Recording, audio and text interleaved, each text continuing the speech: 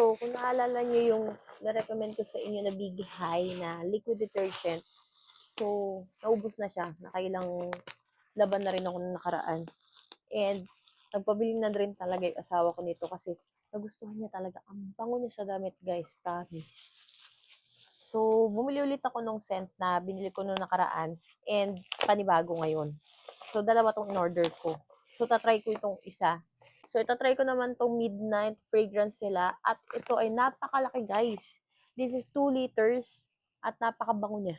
Alam niyo yun, kahit di na kayo mag-downy. Kasi, ito palang ang bango-bango niya na. Of course, bumili pa rin ako nung nakaraan kung ano. Kasi nga, natutuwa ako sa amoy nun.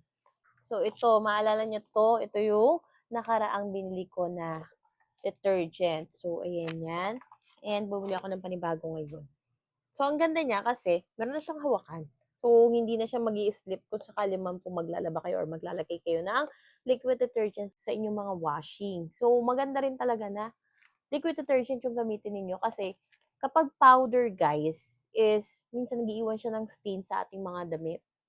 Kapag liquid detergent, of course, mas madali siyang ma-absorb ng ating mga damit at mas maganda to, especially sa mga automatic na washing.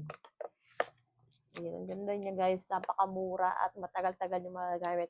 Kaya sa mga naghahanap ng liquid detergent na pang-amoy laundry, yun, baka ito yung ginagamit ng mga laundry shop. Ang bango niya. So, you can visit my basket guys.